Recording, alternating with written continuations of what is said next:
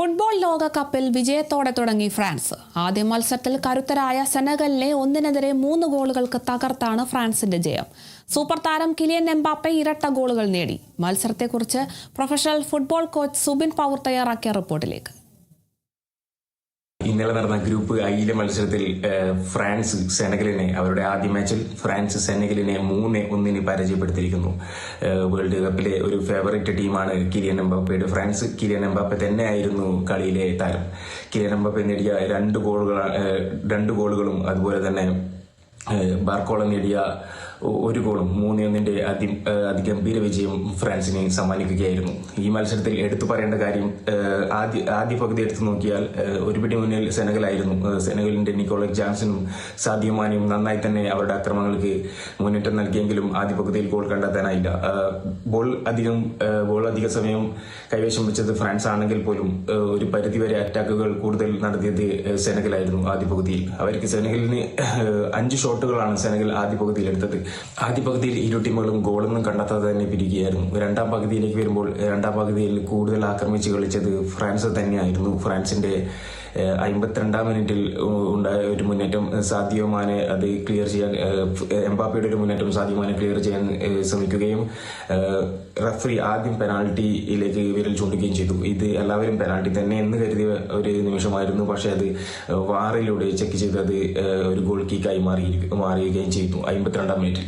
പിന്നീട് അങ്ങോട്ട് ഫ്രാൻസിന്റെ ഗോളിലേക്കുള്ള ശ്രമങ്ങൾ തന്നെയായിരുന്നു നമ്മൾ കണ്ടത്. അങ്ങനെ ആദ്യ ഗോൾ പിറന്നത് കിലിയൻ എംബാപ്പയിലൂടെ 66-ാം മിനിറ്റിലായിരുന്നു. 66-ാം മിനിറ്റിൽ ഒലീസിന്റെ ഒരു ഡിഫൻഡിനെ സ്പ്ലിറ്റ് ചെയ്തുള്ള ഒരു അതിമനോഹരമായ പാസിൽ അതിമനോഹരമായി തന്നെ ഒരു എംബാപ്പയുടെ ഒരു അതിമനോഹരമായ ഫിനിഷിങ്ങിലൂടെ 66-ാം മിനിറ്റിൽ ഫ്രാൻസ് മുന്നിലെത്തുകയായിരുന്നു. പിന്നീട് രണ്ടാം ഗോൾ പിറന്നത് 88-ാം മിനിറ്റിലായിരുന്നു. അത് ബാർക്കോളയുടെ ഒരു റബിയോട്ട് നൽകിയ ഒരു അസിസ്റ്റിലൂടെ ബാർക്കോള 88-ാം മിനിറ്റിൽ രണ്ടാം മിനിറ്റിൽ രണ്ടാം ഗോൾ പിറക്കുകയായിരുന്നു. പിന്നീട് അങ്ങോട്ട് ഇരു ടീമുകളും ഗോളിനായി ശ്രമിക്കുകയെങ്കിലും 90+5 മിനിറ്റിൽ എംബാപ്പയുടെ ഒരു കിടിലൻ ലോങ് റേഞ്ച് ഷോട്ട്, ടൂർണമെന്റിലെ തന്നെ അതിമനോഹരമായ ഒരു ലോങ് റേഞ്ച് ഷോട്ടിലൂടെ ഫ്രാൻസ് അവരുടെ അക്കൗണ്ട് 3 എന്ന നിലയിലേക്ക് തികയ്ക്കുകയും ചെയ്തു. അടിക്ക് തിരിച്ചടിയെന്നോളം അവരുടെ ആശ്വാസ ഗോൾ 90+5 മിനിറ്റിൽ നാദിയ നടത്തിയ ഒരു മുന്നേറ്റത്തിലൂടെ അതിമനോഹരമായ ഒരു ഗോൾ തന്നെയായിരുന്നു ടൂർണമെന്റിലെ. അതും ഈ മത്സരത്തിൽ അതിമനോഹരമായ ഗോൾ നാദിയ നേടി 90+5 മിനിറ്റിൽ. ഈ മത്സരത്തിൽ എടുത്തു പറയേണ്ട ഒരു കാര്യം, എംബാപ്പെ ഒരുപിടി റെക്കോർഡുകൾ സ്വന്തമാക്കിയ നിമിഷമായിരുന്നു.